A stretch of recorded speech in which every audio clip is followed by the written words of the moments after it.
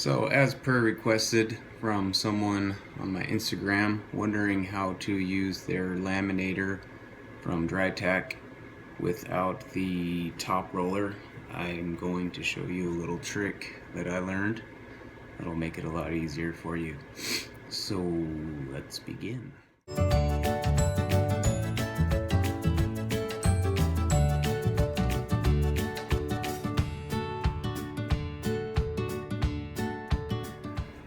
So obviously after your print is done, take it from the machine, and then you take the correct size laminate, which in my case is 30-inch, and then what I do is I cut the print, lay it down on the table like so, and then I lay out the laminate. So what I like to do is take the laminate and roll it all the way across the vinyl that we just printed, and you can't really get any above shots, but you get the idea.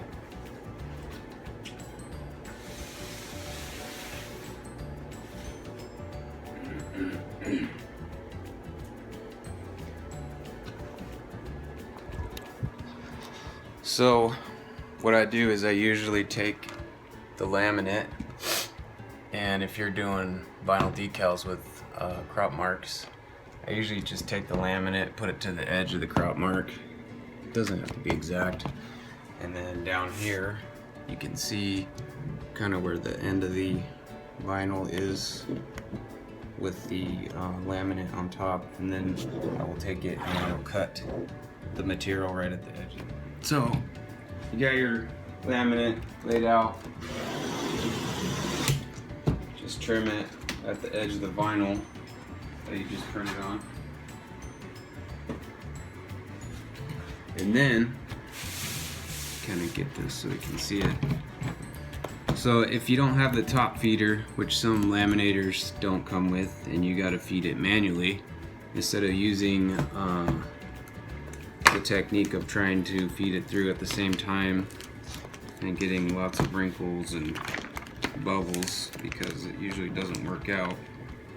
At least it didn't with my Drytac, so I did it this way. So what I do is I take about, let's see here, about an inch of laminate, pull it up, peel it up, and then I will cut the excess paper.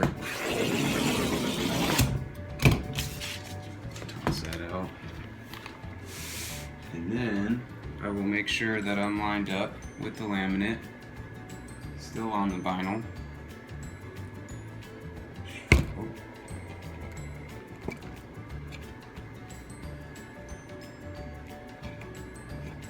So everything is good. And then I'll take that piece that's just kind of free floating, and I'll fold it back over, and then I'll squeegee it on myself.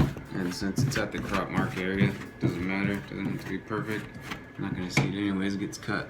And then I'll take it over to my laminator. As you can see, my laminator does have the top feeder, but I don't use it because it's a waste of time and a waste of material. That my way saves you vinyl, laminate, and vinyl.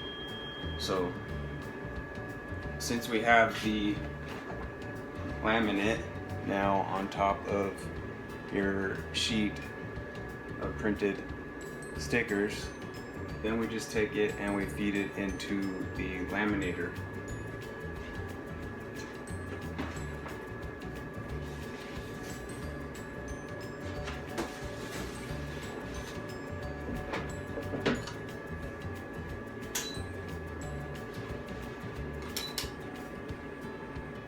So depending on your laminator, I got a foot pedal. I use the foot pedal to control it and your speed.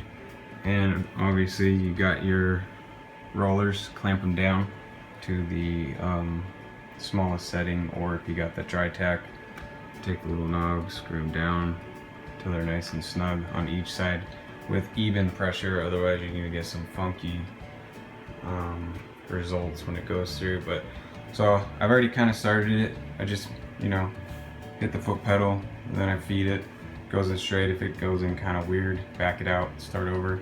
But then after that, kind of feed it till it gets close to the paper.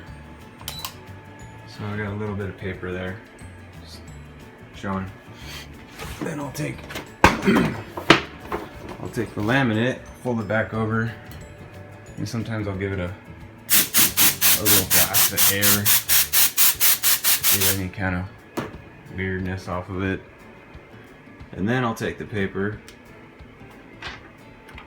after it's fed through, peel the paper up.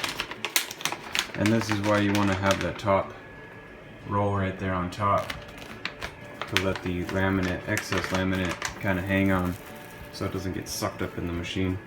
And then after that, let's bump up the speed.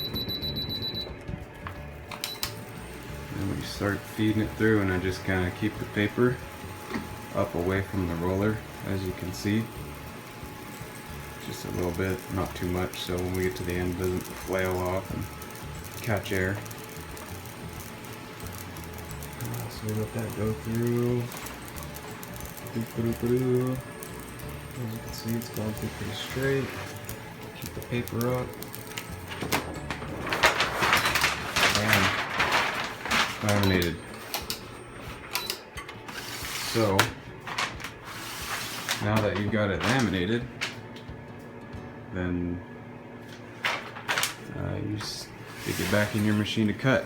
And kind of the same concept. Put these over here. And kind of the same concept with signs.